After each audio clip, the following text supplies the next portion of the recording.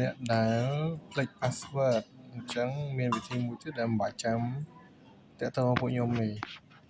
អាចធ្វើដោយខ្លួនឯងបានណាដំបូងគឺចូលទៅ Play Store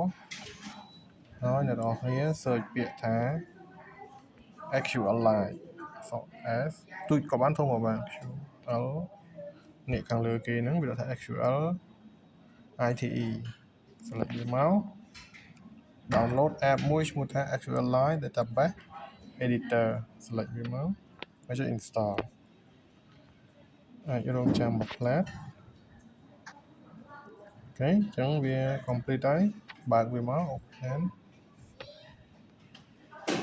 បើសិនជាវា require ឲ្យ permission យើងគ្រាន់តែ click OK ហើយយើងបើក permission វាមកអញ្ចឹង bank វិញចាអញ្ចឹង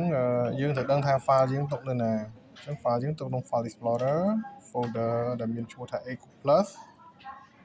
ហើយគេ file ឈ្មោះខាងក្រោមគេនេះ ffms_nd select វាមកវានឹងមានឃើញ file ច្រើនមែនតើខ្ញុំខ្វល់scroll រកមើល file ដែលមានឈ្មោះថា tbl mst local setup ក៏ទៅ local setup នេះ local setup អញ្ចឹងឃើញហើយ select វាមកពេលខ្លះអ្នកខ្លះពេល load វាមាន advertise អញ្ចឹងគ្រាន់តែចាំឲ្យវា advertise ចប់ close ទៅវាចេញ password នេះគឺជា password អញ្ចឹង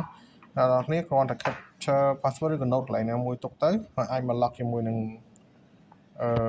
password Eco Plus បានហើយ